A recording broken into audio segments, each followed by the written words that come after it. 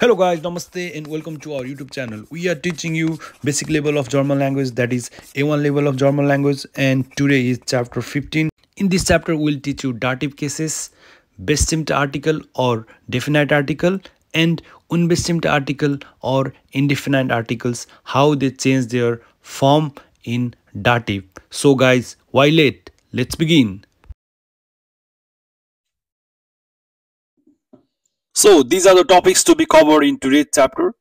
What are datives and their examples? How to identify datives, definite and indefinite articles in datives, or you can say bestimmte Artikel for definite article and unbestimmte Artikel for indefinite articles in German, how they change their form in dative.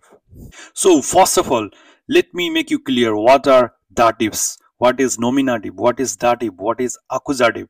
So this is the slide from past 3 chapters. I have been using it. Why I am using it is I just want to give you the snapshot or the overall pictures of what dative is.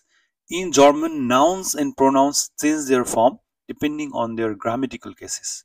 So in German, noun and pronoun generally change their form depending on grammatical case. There are 3 primary cases that are nominative, accusative, and dative. Each case have a distinct function in the sentence. And there is another case that is genitive.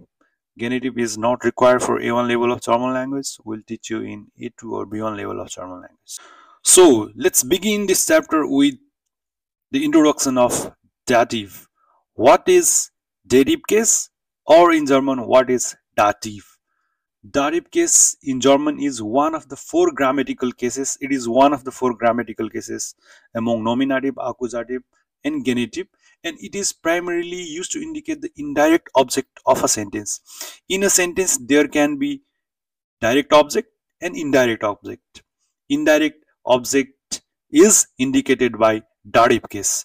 The indirect object is typically the recipient of something or is affected by the action of the verb. First example here is zum Beispiel, example number 1, ich gebe dem Mann das Buch. I give the book to the man.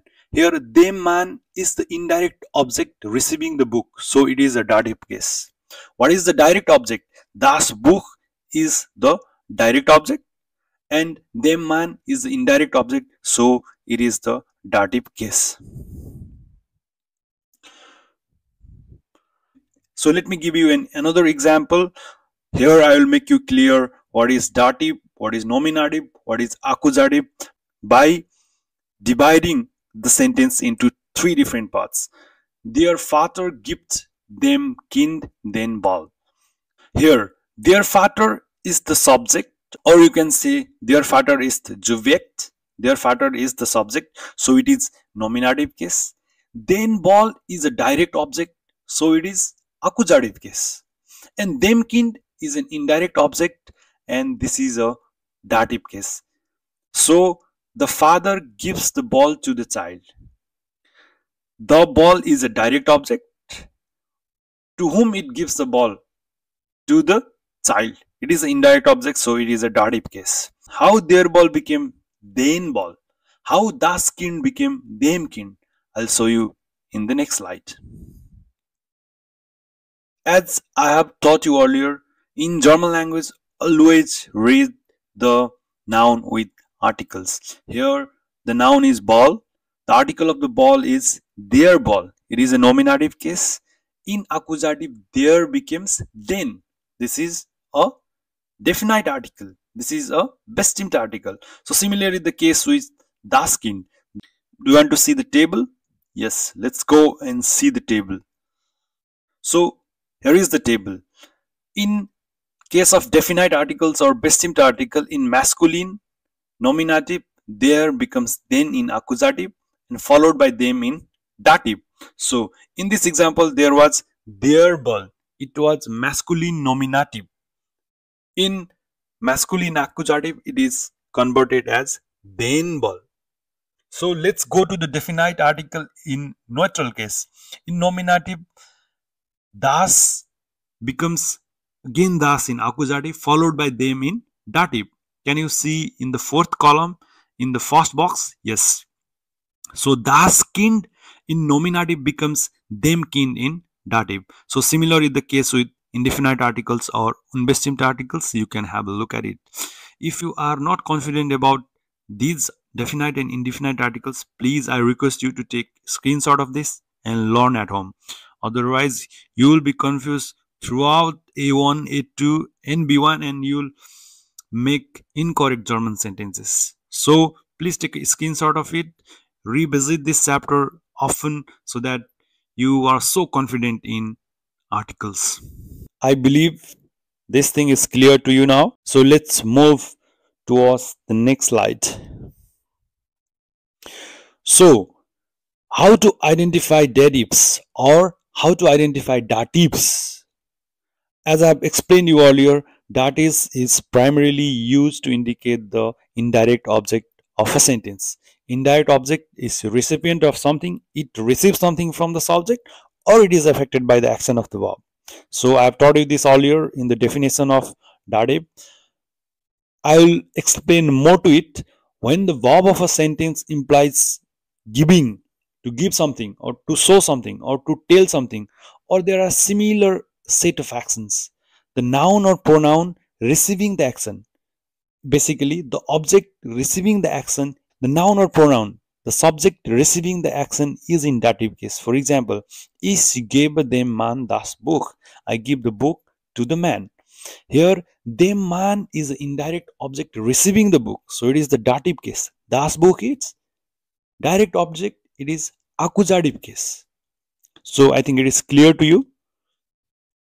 So next one is the point number second. After certain prepositions, some prepositions always require dative case, or you can say some preposition always carry dative cases with them. For example, aus means from. For example, iskam aus Nepal, or I come from Nepal. By means at, mit means with, nach means to, seit means since.